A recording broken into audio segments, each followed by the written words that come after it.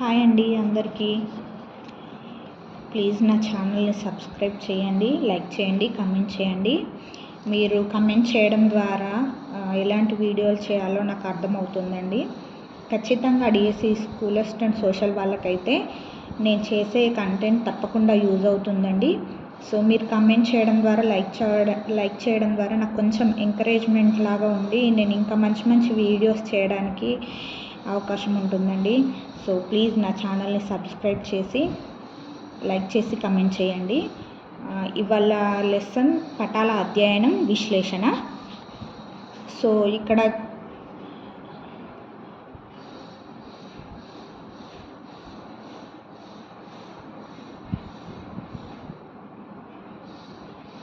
ఇక్కడ చూపిస్తున్నట్టు ఇది ప్రపంచాన్ని చూపుతున్న ఉపగ్రహ ఛాయాచిత్రం.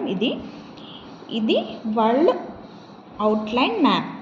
సో దీనికి తేడా ఏంటి అంటే ఫోటో అంటే ఉపగ్రహ ఛాయాచిత్రం అనేది ఉన్నది ఉన్నట్టు చూపిస్తుంది మనకు. వరల్డ్ అవుట్లైన్ మ్యాప్ అనేది మనకు ఏది అవసరమో దేని గురించి తెలియజేయాలో దాన్ని దృష్టిలో పెట్టుకొని మాత్రమే మ్యాప్స్ తయారు చేయడం జరుగుతుంది. చిత్రం వలె పటం నిజమైన అంశాలను చూపించదు. ఉన్నది ఉన్నట్టు చూపిస్తుంది. చిత్రంలో ముఖ్యమని భావించే అంశాలను చూపించడానికి భౌగోళిక శాస్త్రజ్ఞులు పటాలను ఉపయోగిస్తారు. ఉదాహరణకు వాటిలో వర్షపాతం, నేల రకాలు, జనాభా, ప్రజలు మాట్లాడే భాష, పంటలు, మార్కెట్లు, పాఠశాలలు మొదలైనవి ఉండవచ్చు. చిత్రంలో కనిపించే ఇల్లు, చెట్లు వంటి వాటిని పటాలు తయారు చేసే వాళ్ళు వదిలిపెట్టవచ్చు. ఎందుకంటే అవన్నీ ఇంపార్టెంట్ కాదు అని వాళ్ళకి అనిపిస్తుంది కాబట్టి ఏవైతే ఇంపార్టెంటో వాటిని మాత్రమే చూపిస్తూ వాళ్ళు పటాలు అనేది తయారు చేయడం జరుగుతుంది. పటం తయారు చేసే వాళ్ళు ముఖ్యమని అనుకునే వాటిని చూపించే నమూనా పటాన్ని భావించవచ్చు. ఒక ప్రాంతంలో ఎంత వర్షం పడుతుంది, ఎంత వేడిగా ఉంటుంది, అక్కడ ప్రజలు ఏ భాష మాట్లాడతారు వంటి వాటిని చిత్రం చూపించలేదు.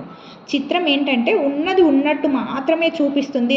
దాంట్లో ఎలాంటి ఇన్ఫర్మేషన్ అనేది ఉండదు. కానీ మ్యాప్స్లో మాత్రం శాస్త్రజ్ఞులు ఎలా అంటే ఏ విషయాలనైతే తెలియజేయాలి అనుకుంటున్నారో వాటిని గురించి మాత్రం పటాలు తయారు చేస్తారు.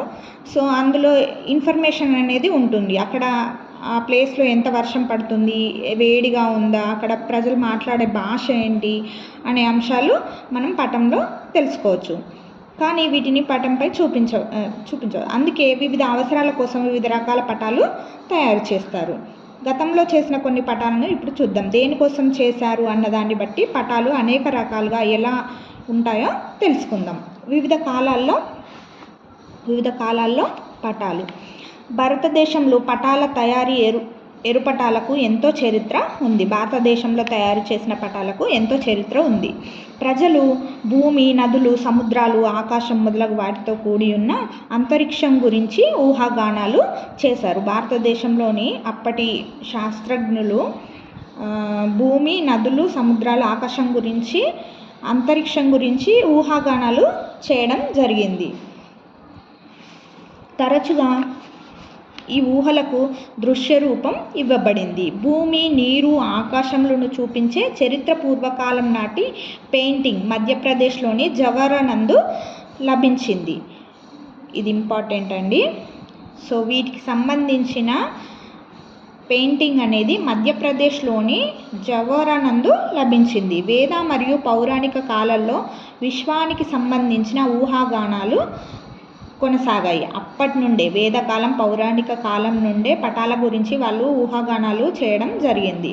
భూమి 7 సముద్రాలతో చుట్టబడిన 7 ద్వీపాలను కలిగి ఉండి కేంద్ర స్థానంలో మేరు పర్వతాన్ని కలిగి వృత్తాకారంలో ఉంది. భారతదేశం భరతవర్షం జంబూద్వీపం నందు కలదు. సో వేద పౌరాణిక కాలాల్లో వాళ్ళు ఊహాగానాలు చేసి పటాలను అనేది ఇలా తయారు చేయడం జరిగింది. సో ఇందులో జంబూద్వీపం, ఇక్కడ జంబూద్వీపం నందు భారతదేశం, అప్పుడు భరతవర్షంగా పిలిచేవారు, ఇది ఉందని చూపించడం జరిగింది. సో కేంద్ర స్థానంలో మేరు పర్వతాన్ని చూపించారు. 7 ద్వీపాలు కలిగి ఉండి 7 ద్వీపాలు అంటే ఇక్కడ 7 ద్వీపాలు కలిగి ఉండి మధ్యలో వృత్తాకారంలో మేరు పర్వతాన్ని చూపించడం జరిగింది. భారతదేశం అనేది జంబూ ద్వీపం నందు భరతవర్షంగా చూపించడం జరిగింది. వాస్తుశిల్పులు వైదికపరమైన యజ్ఞ హోమగుండాలను మరియు భవంతుల కోసం విస్తృతమైన ప్రణాళికను తయారు చేసేవారు. అప్పుడున్న వాస్తుశిల్పులు అప్పుడు ఎక్కువగా మతపరమైన విశ్వాసాలే ఉండేవి కాబట్టి యజ్ఞ హోమగుండాలను మరియు భవంతులను నిర్మించడానికి సంబంధించిన మ్యాప్స్ని మాత్రమే అంటే ప్రణాళికలను మాత్రమే తయారు చేసేవారు. వీటిలో కొన్ని స్కెచ్లు ముఖ్యంగా మధ్యయుగ కాలం నాటికి బయటపడ్డాయి. ఆ వేదకాలంలో పౌరాణిక కాలంలో గీసినటువంటి స్కెచ్లు అనేటివి మధ్యకాలం నాటికి బయటపడ్డాయి. ప్రదేశాలు ప్రత్యేకించి యాత్రా స్థలాలను చూపించే చిత్రపటాలు మనకు అనేకం లభిస్తున్నాయి. హిందూ మహాసముద్రం యొక్క తీర ప్రాంతాల వెంట ప్రయాణిస్తున్న నావికులు కూడా తీరరేఖ యొక్క విస్తృతమైన పటాలు లేదా పోర్టులు, లోతట్టు ప్రాంతాలు, ద్వీపాల ఉనికిని చూపించే స్కెచ్లను ఉపయోగించారు. సో హిందూ మహాసముద్రం యొక్క తీర ప్రాంతాల వెంట ప్రయాణిస్తున్న నావికులు కూడా తీరరేఖ యొక్క విస్తృతమైన పటాలు లేదా పోర్టులు, లోతట్టు ప్రాంతాల, ద్వీపాల ఉనికిని చూపించే స్కెచ్లను ఉపయోగించారు. వివిధ ప్రదేశాల ఉనికిని నిర్ధారించడంలో అక్షాంశ రేఖాంశాల అవగాహన ఉపయోగపడుతుంది. సో ఒక ప్రదేశం యొక్క ఉనికిని నిర్ధారించాలి అంటే అక్షాంశ రేఖాంశాల అవగాహన అనేది బాగా ఉపయోగపడుతుంది. సామాన్య శకం 5వ శతాబ్దంలో ఈ భావనలను ఆర్యభట్ట ఉపయోగించినట్లు మనకు తెలియజేస్తుంది. 5వ శతాబ్దంలో ఆర్యభట్ట ఈ పటాలకు సంబంధించిన భావనలను ఉపయోగించినట్లు మనకు తెలుస్తుంది. వీటిని పటాల తయారీలో ఎప్పుడు ఉపయోగించారనే విషయంలో స్పష్టత లేదు. మొఘలుల కాలంలో భారతీయులు పటాల తయారీలో మధ్య ఆసియా వారి పద్ధతులను అనుసరించారు. సో మొఘలుల కాలంలో భారతీయులు పటాల తయారీలో మధ్య ఆసియా వారి పద్ధతులను అనుసరించారు. 17వ శతాబ్దంలో సాదిక్ ఇస్పారన్ జాన్పూర్లో ఒక అట్లాస్ తయారు చేసినట్లుగా చెప్తారు. ఇది ఇంపార్టెంట్ పాయింట్ అండి. 17వ శతాబ్దంలో సాదిక్ ఇస్పారన్ జాన్పూర్లో ఒక అట్లాస్ తయారు చేసినట్లు చెప్తారు. ఇతను తన పటాలలో ప్రదేశాల ఉనికిని నిర్ణయించడానికి అక్షాంశ రేఖాంశాలను ఉపయోగించాడు. ఇందాక చూసాం కదా, ఒక ప్రదేశం యొక్క ఉనికిని నిర్ణయించాలంటే అక్షాంశ రేఖాంశాలు అనేవి చాలా బాగా ఉపయోగపడతాయని చెప్పారు కదా. సో దానిని సాదిక్ ఇస్పారన్ ఉపయోగించాడు. మొఘల్ యుగం చివరి నాటికి బ్రిటిష్ వారు భారతదేశాన్ని మ్యాపింగ్ చేయడం మొదలుపెట్టినప్పుడు విస్తృతమైన పటాల ఉపయోగం గురించి మనం తెలుసుకున్నాం. సో మొఘలుల కాలంలో వాళ్ళు మధ్య ఆసియా వారి పద్ధతులను అనుసరించారు. సో మొఘలులు అంతం అవ్వడంతో బ్రిటిష్ వాళ్ళు రావడంతో వాళ్ళు కూడా భారతదేశాన్ని మ్యాపింగ్ చేయడం మొదలుపెట్టారు. దురదృష్టవశాత్తు ఈ పటాలు చాలా వరకు అంతరించాయి. కానీ వాళ్ళు అప్పుడు చేసినటువంటి పటాలు అనేటివి చాలా వరకు అంతరించిపోయాయి. కొన్ని మాత్రమే ఇప్పుడు మనకు లభించేవి ఉన్నాయి. పటాలకు చాలా విస్తృతమైన చరిత్ర కలదు. ఇప్పటికీ అందుబాటులో ఉన్న అతి పురాతనమైన పటాలు 4000 సంవత్సరాల నాటివి. వీటిని సుమేరియన్లు, ప్రస్తుత ఇరాక్ వాళ్ళు తయారు చేశారు. సో ఇది ఇంపార్టెంట్ పాయింట్. సుమేరియన్ మట్టి పలక. ఎవరు ఫస్ట్ పటాలను ఎవరు తయారు చేశారు? సుమేరియన్లు. పటాలు 4000 సంవత్సరాల నాటివి. వీటిని సుమేరియన్లు, ప్రస్తుత ఇరాక్ వాళ్ళు తయారు చేశారు. వీటిని మట్టి పలకల మీద తయారు చేశారు. సుమేరియన్ల దేవాలయకు చాలా భూములు ఉండేవి. ఈ భూముల నుంచి వచ్చే ఆదాయ లెక్కల కోసం భూముల వివరాలను పటాల సహాయంతో భద్రపరచేవాళ్ళు. సో అప్పుడు వాళ్ళకు దేవాలయాలకు వచ్చే ఇన్కమ్ని స్టోర్ చేయడానికి అంటే వివరాలను అందులో భద్రపరచడం కోసం వాళ్ళు పటాలను తయారు చేయడం జరిగింది. సుమేరియన్ మట్టి పలక. ఇవి 4000 సంవత్సరాల నాటివి. వీళ్ళు ప్రస్తుత ఇరాక్కి చెందినవారు. మొదట కొన్ని ప్రపంచ పటాలను మొదట పటాలను తయారు చేసింది అంటేనేమో సుమేరియన్లు. మొదట ప్రపంచ పటాలను తయారు చేసింది అంటే బాబిలోనియన్లు. మొదట కొన్ని ప్రపంచ పటాలను బాబిలోయన్లు, ప్రస్తుత ఇరాక్ వాసులు తయారు చేశారు. అప్పటికి వారికి తెలిసిన ప్రపంచం అదే. 2600 సంవత్సరాల క్రితం మట్టి పలకలపై గీసిన చిత్రాన్ని కింద చూడండి. ప్రపంచం గుండ్రటి పళ్ళెం మాదిరి ఉందని వాళ్ళు ఊహించుకున్నారు. లోపలి వలయంలో వాళ్లకు తెలిసిన అన్ని పట్టణాలు, చిన్న వలయాలు, గ్రామాలు, నదులు, చిత్తడి భూములు, కొండలు ఉన్నాయి. బాబిలోన్ పట్టణాన్ని మధ్యలో చూపిస్తారు. సో పటాలు వాళ్ళే తయారు చేశారు కాబట్టి వాళ్ళది మెయిన్గా ఉండాలని వాళ్ళ పట్టణాన్ని మధ్యలో చూపించడం జరిగింది. లోపలి వలయం బయట చేదు నది లేదా ఉప్పు నీటి సముద్రం ఉంది.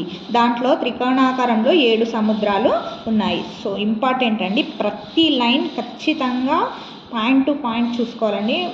ఇప్పుడు ఇచ్చే అప్లికేషన్ బిట్స్లలో మనం కొంచెం అటు ఇటు అయినా కూడా సో ఆన్సర్ మిస్ అవుతుంది. సో వీళ్ళు ఏంటి అంటే 7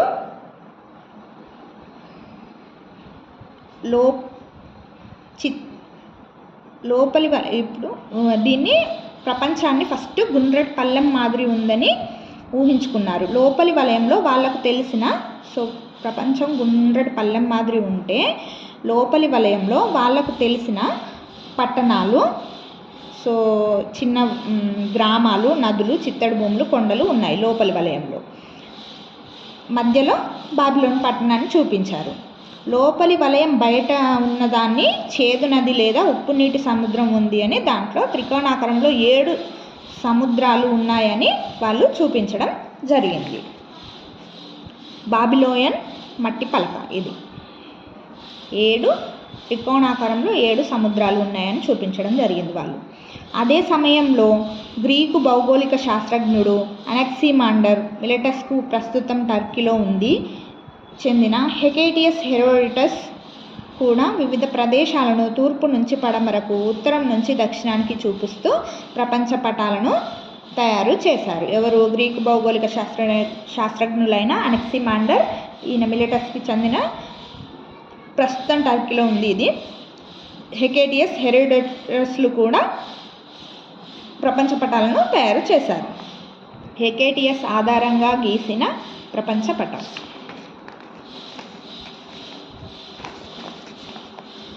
బాబిలోయన్ల వలనే వీరు కూడా భూమి గుండ్రంగా ఉందని, దాని చుట్టూ మహాసముద్రం ఉందని భావించారు. వీళ్ళు చాలా ప్రదేశాలు ప్రయాణించి తాము చూసిన, విన్న ప్రదేశాల గురించి, ప్రజల చరిత్ర గురించి రాశారు. ఇంతకుముందు పటంలో గ్రీస్ మధ్యలో ఉండటం మీరు చూసి ఉంటారు. సో ఎవరైతే చూపిస్తారో వాళ్ళు వాళ్ళ దేశాన్ని మధ్యలో చూపించడం జరుగుతుంది. ప్రపంచాన్ని యూరప్, లిబియా, ఆఫ్రికా, ఆసియా అని 3 ఖండాలుగా విభజించారు. ఏంటేంటి? Europe, Libya, Africa. ఈ ఖండాలను మధ్యధరా సముద్రం వేరు చేస్తుంది. దగ్గర దూర ప్రాంతాల గురించి తెలుసుకోవడం, వాటి పటాలు తయారు చేయడం పట్ల గ్రీకులు, ఆ తర్వాత రోమన్లు ఆసక్తి చూపించారు. సో ఫస్ట్ పటాలను తయారు చేయడంలో గ్రీకులు, వాళ్ళ తర్వాత రోమన్లు అనేది ఇంట్రెస్ట్ చూపించడం జరిగింది. 2300 సంవత్సరాల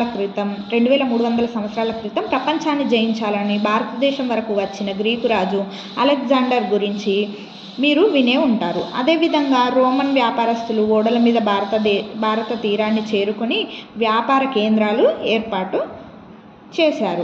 వీళ్ళందరికీ పటాలు ఎంతో ఉపయోగపడ్డాయి. సో వీళ్ళు వాళ్ళ దేశాల నుండి మన దేశాలకి రావాలి అంటే పటాలు ఖచ్చితంగా అవసరం. అందుకోసమే వాళ్ళు పటాలు తయారు చేసి మన దేశానికి వచ్చి వాళ్ళ వ్యాపార కేంద్రాలు అనేది ఏర్పాటు చేసుకోవడం జరిగింది. నావికులకు ఉపయోగపడే పటాలు చాలా ఖచ్చితత్వాన్ని కలిగి ఉండాలి. అక్షాంశాలు, రేఖాంశాల ఆధారంగా పటాలను ఖచ్చితంగా తయారు చేయడానికి గ్రీకులు ప్రయత్నించారు. సో గ్రీకులు వేటిని ఆధారంగా చేసుకొని పటాలు తయారు చేశారు? అక్షాంశాలు, రేఖాంశాలను ఆధారంగా చేసుకొని ఖచ్చితత్వాన్ని కలిగిన పటాలను తయారు చేయడానికి ప్రయత్నించారు. ఎవరు? గ్రీకులు. ఇది ఎలా చేశారో చూద్దాం. ఒకే సమయంలో మిట్ట మధ్యాహ్నం అయ్యే కొన్ని ప్రదేశాలను గుర్తించడానికి ప్రయత్నించారు. వాటిని కలుపుతూ ఉత్తరం నుంచి దక్షిణానికి ఒక గీత గీశారు, పైనుండి కిందకి. దీనిని మెరిడియన్, మధ్యాహ్న రేఖాంశం అంటారు. మధ్యాహ్న సమయంలో సమాన పొడవు గల నీడలను ఉన్న ప్రదేశాలను కలుపుతూ అక్షాంశాలను గీయటానికి ప్రయత్నించారు. ఈ 2 రకాల గీతలతో పటం మీద గల్లు, గ్రిడ్ గీశారు. అన్ని ప్రదేశాలను ఈ గీతల మీద తూర్పు నుంచి పడమరకు, ఉత్తరం నుంచి దక్షిణానికి గుర్తించారు. ఈ గీతలను ఖచ్చితంగా గీయడం అంత తేలికైన పని కాదు. అక్షాంశాలు, రేఖాంశాలను సరిగా గీయడానికి 2000 సంవత్సరాలు పట్టింది. సో ఇది ఇంపార్టెంట్. గ్రీకులకు అక్షాంశాలు, రేఖాంశాలను సరిగా గీయడానికి వాళ్ళకి 2000 సంవత్సరాలు పట్టింది. ప్రాచీన కాలంలో ప్రఖ్యాత భౌగోళిక శాస్త్రజ్ఞులలో ఒకరైన టాలమీ ఈ గీతలను ఉపయోగించి సవివరమైన పటాలను తయారు చేశాడు. ఇది ఇంపార్టెంట్ అండి. ఫస్ట్ ఒకప్పుడు టెట్లో వచ్చింది. సవివరమైన పటాలను తయారు చేసిన శాస్త్రవేత్త ఎవరు అంటే టాలమీ. వాటిని తయారు చేసి చాలా కాలమైనందున అవి అందుబాటులో లేవు. అయితే ఈ పటాలు యూరప్, దాని చుట్టుపక్కల దేశాలకు సంబంధించిన వాటికి సరైన సమాచారం ఇచ్చాయని మీరు గమనించి ఉంటారు. పటం మధ్యలో సాధారణంగా గ్రీసు కానీ రోమ్ కానీ ఉంటాయి. ఎందుకంటే వాళ్ళే పటాలను తయారు చేశారు కాబట్టి వాళ్ళ దేశాలని మెయిన్గా చూపించుకుంటూ పటాలను అనేది తయారు చేయడం జరిగింది. వ్యాపారస్తులు, నావికులు సందర్శించిన వివిధ దేశాల తీర ప్రాంతాల గురించి సరైన వివరాలనే ఈ పటాలు ఇచ్చాయి. కానీ వాటి లోపలి ప్రదేశాల గురించి అంతగా తెలియజేయలేదు. ఉదాహరణకు శ్రీలంక గురించి నావికులకు బాగా తెలుసు కాబట్టి ఆసియా పటంలో శ్రీలంక కంటే భారతదేశం చాలా చిన్నగా చూపించారు. సో వాళ్ళు ఏంటంటే తీర ప్రాంతాల నుంచే ప్రయాణించి వాటి గురించి తెలుసుకున్నారు, కానీ లోపలికి వచ్చి దాని గురించి తెలుసుకోలేకపోవడం వల్ల శ్రీలంక తీర ప్రాంతంలో ఉంటుంది కాబట్టి దాని గురించి తెలుసుకున్నారు కాబట్టి దాన్ని పెద్దగా చూపించారు. భారతదేశం గురించి వాళ్ళకి అంతా తెలియదు కాబట్టి దాన్ని చిన్నగా చూపించడం జరిగింది. పటాలు తయారు చేయటానికి అరబు పండితులు, నావికులు టాలమీ పుస్తకాలను ఉపయోగించుకున్నారు. సో అరబు పండితులు ఎవరెవరు పండితులు ఇంకా నావికులు టాలమీ పుస్తకాలను ఉపయోగించుకున్నారు. పటాలు తయారు చేసిన ప్రముఖులలో అల్ ఇద్రిసి ఒకడు. ఇతడు తన రాజు కోసం సామాన్య శకం 1154లో ఒక ప్రపంచ పటం తయారు చేశాడు. ఈ పటంలో వివరాలు అరబిక్ భాషలో ఉన్నాయి. ఈ పటం యురేసియా ఖండాన్ని పూర్తిగా చూపించింది. అయితే ఆఫ్రికా ఖండంలో ఉత్తర భాగాన్నే చూపించింది. ఆఫ్రికా దక్షిణ భాగం, ఆగ్నేసియా భాగాల వివరాలు చూపించలేదు. యురేసియా ఖండాన్ని మొత్తం చూపించింది కానీ ఆఫ్రికా యొక్క ఉత్తర భాగాన్నే చూపించింది. దక్షిణ భాగం, ఆగ్నేయాసియా భాగాలను చూపించలేదు.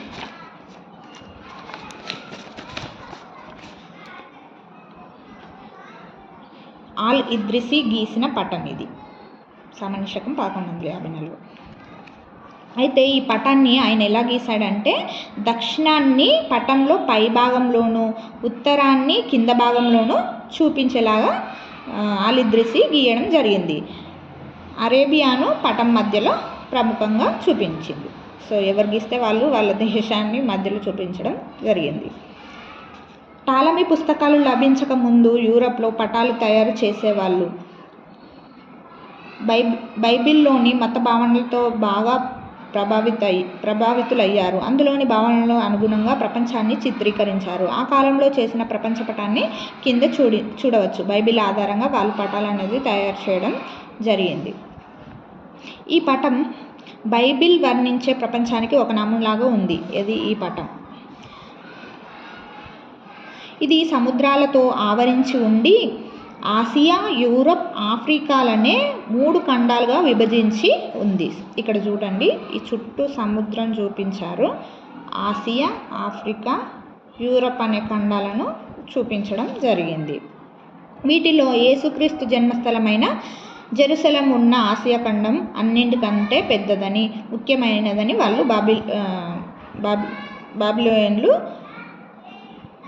బైబిల్లోని యూరోప్ వాళ్ళు వీటిల్లో యేసుక్రీస్తు జన్మస్థలమైన జెరూసలేం ఉన్న ఆసియా ఖండంను అన్నింటికంటే పెద్దదిగా చూపించారు. అందుకే దానిని పైన చూపించారు. యూరప్, ఆఫ్రికా ఖండాలను చిన్నగా కింది భాగంలో చూపించారు. దీన్ని పెద్దగా చూపించి యూరప్, ఆఫ్రికా ఖండాలని చిన్నగా చూపించడం జరిగింది.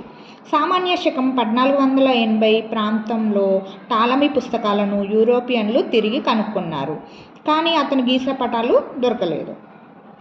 పుస్తకాలను కనుక్కున్నారు కానీ గీసిన పటాలు దొరకలేదు. వివిధ ప్రదేశాలను టాలమీ సరిగా గుర్తించడం చూసి వాళ్ళు ఆశ్చర్యపోయారు. టాలమీ వివరణల ఆధారంగా కొత్త పటాలు తయారు చేశారు. అలాంటి ఒక పటాన్ని మీరు క్రింద చూడవచ్చు. సో ఇది టాలమీ పుస్తకాలను చదివి గణిత శాస్త్ర కొలతలకు అనుగుణంగా గీసిన పటం ఇది.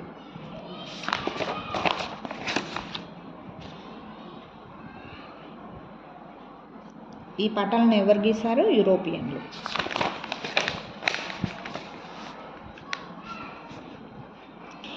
ఇంతకు ముందు చూపిన పటం మాదిరి కాకుండా దూరాలు దిశలు ఖచ్చితమైన కొలతల ఆధారంగా పటం గీశారు.